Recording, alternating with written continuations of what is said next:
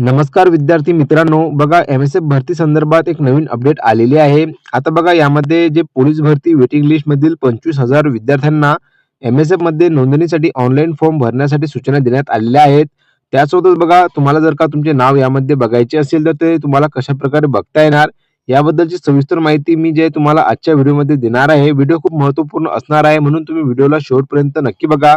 आणि आपल्या चॅनलवरती पहिल्यांदा आले असाल तर चॅनलला सबस्क्राईब करायला विसरू नका, जेणेकरून बघा अशाच नवीन अपडेट बद्दल तुम्हाला माहिती मिळत राहील. तर चला आपण व्हिडिओला सुरुवात करूया.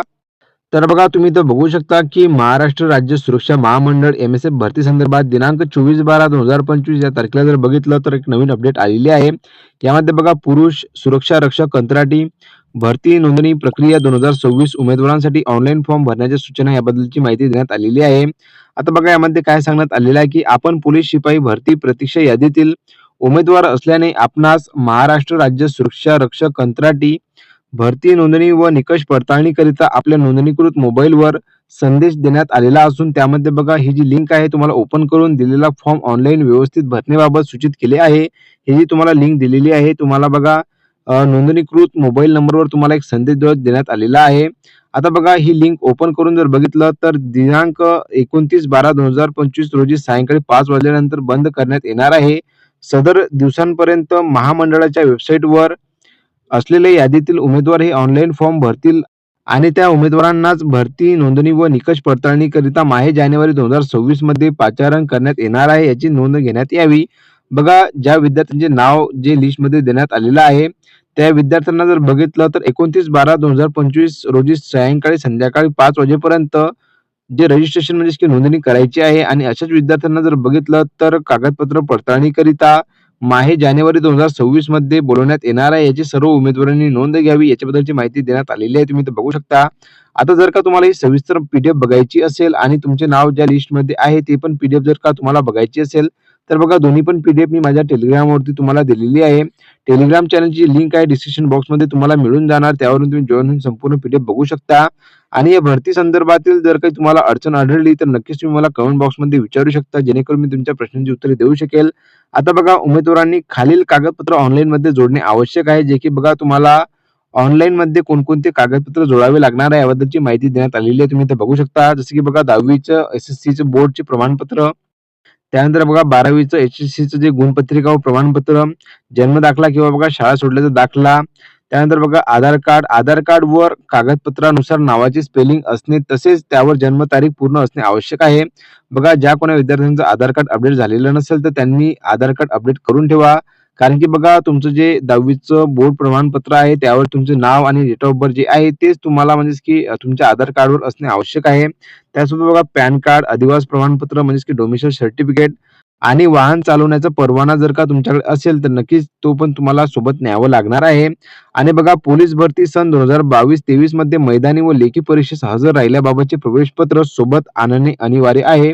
बघा सर्वात महत्त्वाचा मुद्दा हा राहणार आहे की पोलीस भरती जे 2022-23 मध्ये झालेली होती आणि ज्या विद्यार्थ्यांनी मैदानी म्हणजेच की बघा लेखी चाचणी आणि मैदानी चाचणीमध्ये जर का प्रवेशपत्र तुमच्याकडे असेल तर तुम्हाला ते सोबत न्यावंच आहे, याबद्दलची माहिती तुम्हाला यामध्ये दिसून जाणार आहे. त्यानंतर बघा 6 नंबरचा जो पॉइंट आहे यामध्ये काय सांगण्यात आलेला आहे की शासनाचे सर्वसाधारण नियम विचारात घेता सन 2022-23 च्या पोलीस भरतीच्या वेळी अर्ज दाखल करण्याच्या अंतिम तारखेस म्हणजे की बघा दिनांक 31/3/2024 रोजी 33 वर्षापर्यंत वयोमर्यादा असलेल्या उमेदवारांना महाराष्ट्र राज्य सुरक्षा महामंडळाच्या सुरक्षा रक्षक भरतीसाठी पात्र ठरवण्यात येणार आहे.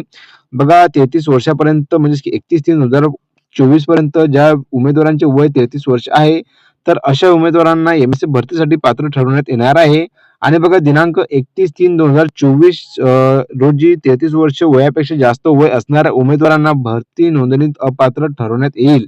बघा ज्या कोणी उमेदवारांचं वय 31/3/2024 या तारखेपर्यंत 33 वर्षापेक्षा जास्त असेल तर अशा उमेदवारांना अपात्र ठरवण्यात येणार आहे, याबद्दलची माहिती देण्यात आलेली आहे.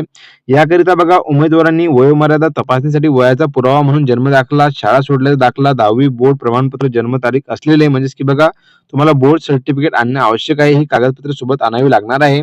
अशा प्रकारे जे उमेदवार दिनांक 31/3/2024 रोजी 18 ते 33 वर्ष वयाच्या मर्यादेत असतील त्यांनीच ऑनलाईन फॉर्म भरावेत. बघा 18 ते 33 या वयामध्ये जे काही उमेदवार असतील तर त्यांनीच यासाठी ऑनलाईन फॉर्म भरावेत याबद्दलची सूचना त्यामध्ये देण्यात आलेली आहे.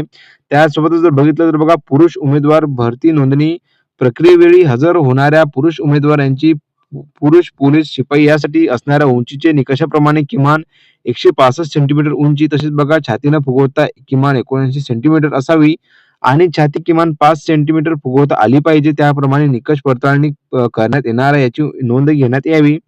म्हणजेच की बघा जे प्रक्रिया पोलीस भरतीमध्ये केल्या जाते सेम तुमची जी प्रक्रिया आहे ती एम-एस-एफ या भरतीसाठी केल्या जाणार आहे. याच्याबद्दलची सर्व उमेदवारांनी नोंद घ्यावी. आता बघा टोटल जर बघितलं तर 25,000 विद्यार्थ्यांची लिस्ट लावण्यात आलेली आहे. त्याच्याबद्दलची माहिती आपण जाणून घेऊया आणि त्यामध्ये तुम्हाला तुमचे नाव कशाप्रकारे बघता येणार याची माहिती मी तुम्हाला देणार आहे. तर चला आपण ती लिस्ट बघूया. या ठिकाणी बघा तुम्ही इथं लिस्ट बघू शकता, की यामध्ये प्रत्येक जर बघितलं तर serial number, place of registration, recruitment district, application ID आणि बघा ॲप्लिकंट नेम म्हणजेच की तुम्ही इथं बघू शकता. आता बघा ॲप्लिकंट नेम जर बघितलं तर टोटल जर बघितलं ही पी तुम्हाला 556 पेजेसची दिसून येणार आहे आणि यामध्ये तुम्हाला तुमचे नाव जर सर्च करायचे असेल तर बघा यावरून तुम्ही नाव पण सर्च करू शकता आणि तुमचे नाव यामध्ये आहे का? तर नक्कीच तुम्ही मला कमेंट बॉक्समध्ये सांगू शकाल जेणेकरून बघा समोरची जशी काही माहिती माझ्यापर्यंत मिळेल तशी मी तुम्हाला अपडेट देत राहील आणि बघा ही संपूर्ण माहिती मी तुम्हाला माझ्या टेलिग्रामवरती दिलेली आहे. आता बघा टोटल जर बघितलं तर 25,000 विद्यार्थ्यांना नोंदणीसाठी म्हणजेच की मेसेज आलेला आहे. तर अशा विद्यार्थ्यांनी जर बघितलं तर नक्कीच जर त्यांना जॉइन करायचं असेल तर त्यांनी नोंदणी करावी लागणार आहे. आणि संपूर्ण जी माहिती मी तुम्हाला व्हिडिओ संदर्भात दिलेली आहे. व्हिडिओ जर का तुम्हाला आवडला असेल तर नक्कीच लाईक, शेअर, कमेंट करायला विसरू नका. आणि आजच्या व्हिडिओ संदर्भात तुम्हाला जर काही प्रश्न असतील तर नक्कीच तुम्ही मला कमेंट बॉक्समध्ये विचारू शकता जेणेकरून मी तुमच्या प्रश्नांची उत्तरे देऊ शकेल. आणि अशाच नवनवीन अपडेटसाठी बघा आपल्या चॅनलला नक्की सबस्क्राईब करून ठेवा. तर चला भेटूया आपण पुन्हा एकदा नवीन व्हिडिओमध्ये नवीन भरतीची अपडेट घेऊन. धन्यवाद.